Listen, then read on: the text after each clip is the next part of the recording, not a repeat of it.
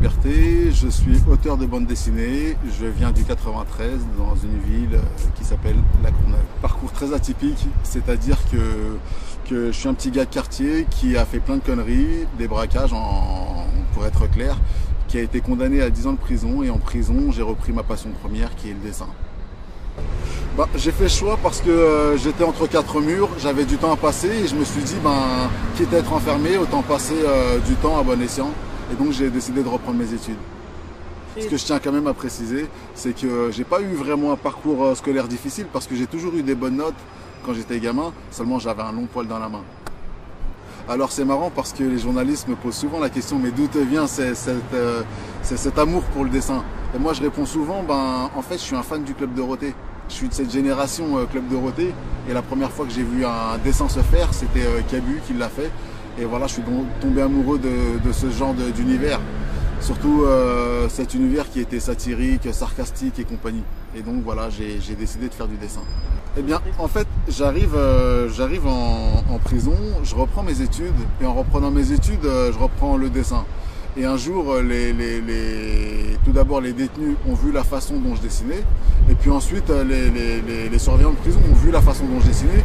Et tous me disaient, mais attends, mais tu dessines super bien, tu devrais en faire quelque chose. Alors j'ai commencé à écrire des histoires, donc des planches. Et puis ces planches, la prison m'a proposé de m'inscrire à des concours qui se tenaient à l'extérieur, bien que moi je sois à l'intérieur. Et donc j'ai donné des planches. C'est comme ça que j'ai fait mes premières expositions.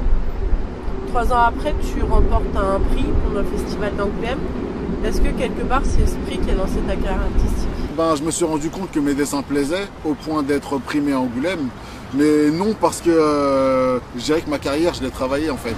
Tu vois, comme je le disais tout à l'heure, j'ai repris mes études et en fait j'ai vraiment réfléchi. Je me suis dit il fallait que je crée un concept. Et puis pour essayer de lancer ma carrière, j'ai fait appel à tous mes amis, à tous mes contacts en fait, qui eux sont dans la musique. Et je me suis dit je vais moi faire une BD. Elle est, c'est vrai, urbaine. Et je vais vendre ma BD comme si je vendais un CD. Et je vais prendre exemple sur tous mes potes qui sont dans la musique, donc qui ont commencé de rien en fait, qui ont commencé dans un quartier, des mecs comme Youssoupha, des mecs comme Sefiou, et ainsi de suite. Des mecs qui viennent d'un quartier, qui ont un talent et qui l'ont lancé, et qui voilà. J'avais envie de parler de choses difficiles, mais avec humour. Ce serait justement une manière de parler de ces choses difficiles, mais en étant plus cool, que ce soit lisible pour tous. Et donc moi qui suis un petit peu foufou dans ma tête, je me suis dit je vais placer tout ça, mais avec beaucoup d'humour tout simplement. Et donc voilà quoi, ça me permet de pointer des choses dures de la société, mais que ce soit lisible et compréhensible facilement. Ouais, je me sens carrément proche d'Abigail parce qu'Abigail, en fait, c'est un personnage que j'ai inventé qui est un petit peu en nous, dans toute personne qui habite dans les quartiers et qui ont envie d'avancer, en fait. J'ai repris ma passion première, le dessin, grâce à des personnes comme ça qui venaient de l'extérieur. Et donc, une fois sorti, si j'ai la chance, j'essaierai de donner les mêmes occasions, de partager ma passion aux personnes qui sont en prison. Et donc voilà, pour moi, comme je le disais, j'étais en tôle et puis des gens venaient, pourtant ce n'étaient ni mes frères, ni mes potes, ni mes sœurs, et ils venaient pour me faire respirer tout simplement. Et donc aujourd'hui, c'est ce que j'ai envie de faire. Je retourne en prison, histoire que les personnes qui sont enfermées 24 heures aient une après-midi à faire du dessin. Et puis moi, j'essaie de donner ma passion tout simplement. Il y a des vrais talents en prison? Ah ouais, carrément, ouais. Et c'est ça qui est intéressant, parce que les gens se disent justement que bien souvent, ils sont en prison, ils ont une étiquette, que c'est mort pour eux. Et moi j'ai envie de dire, c'est pas vrai, il y a une sortie après la prison, et en participant à ces ateliers, ils se découvrent des talents aussi. Parce que parfois ce sont des gens qui ont arrêté d'écrire, arrêté de penser même, arrêté de dessiner tout simplement, de s'exprimer. Et là, pour eux, c'est l'occasion de s'exprimer, c'est l'occasion de renouer avec l'écriture, avec l'intellect et compagnie. Et donc il y a des personnes qui se découvrent vraiment des dons. Et c'est là que je me dis que voilà, vous voyez, vous découvrez un don dans le dessin, il est possible en travaillant de s'en découvrir dans plein d'autres activités.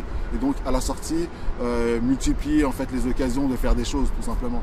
Le premier album, je dirais que je me suis intéressé à l'univers carcéral, qu'est-ce qui se passe dans les prisons françaises. Et le tome 2, c'est la suite logique, qu'est-ce qui se passe quand un mec sort de tôle en fait. Parce que bien souvent les gens s'imaginent qu'un mec qui sort de tôle, tout va bien pour lui, il fait beau, il sort, tout va bien. Alors que bien souvent c'est le mec il est cassé dans sa tête. Bien souvent c'est le retour à la réalité, le retour à la famille, il faut chercher un foyer, il faut chercher, faut chercher un job et compagnie. Et donc voilà, je me suis intéressé à toutes ces questions et donc avec humour, je remplace en fait la sortie d'un mec qui sort de prison. Quels seraient tes conseils pour des jeunes qui voudraient se lancer dans une carrière comme la tienne? Ah ben, il faut beaucoup travailler. Alors vous allez vous manger plein de baffes, plein de retours de flammes, mais il faut rien lâcher en fait. Alors ça c'est des phrases bateau qu'on entend bien souvent, mais putain c'est vrai. En gros, il faut vraiment taffer, il faut rien lâcher.